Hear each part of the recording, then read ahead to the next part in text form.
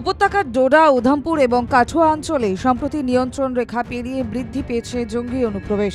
ভোটমুখী উপত্যকায় অপ্রীতিকর ঘটনা রুখতে নিরাপত্তা বাহিনী তৎপর। বিগত বেশ কয়েক বছর ধরেই জম্মু কাশ্মীরের নাশকতা চালাচ্ছে জঙ্গি বাহিনী। বিগত 2 থেকে 3 বছরে জঙ্গি হামলার জেরে প্রায় 50 জনেরও বেশি জওয়ানের মৃত্যু হয়েছে। সেই হামলায় আবার নতুন করে মাথা চাড়া দিচ্ছে গত কয়েক সপ্তাহ ধরেই।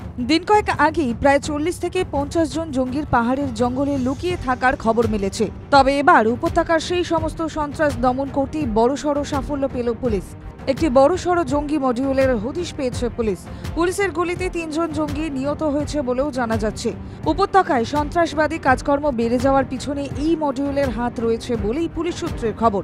গোয়েন্দা সূত্রে জানা যায়, উপত্যকার উধামপুর, ডোডা, কাঠুয়া অঞ্চলে বৃদ্ধি পেয়েছে নিয়ন্ত্রণ রেখা পেরিয়ে জঙ্গি অনুপ্রবেশ।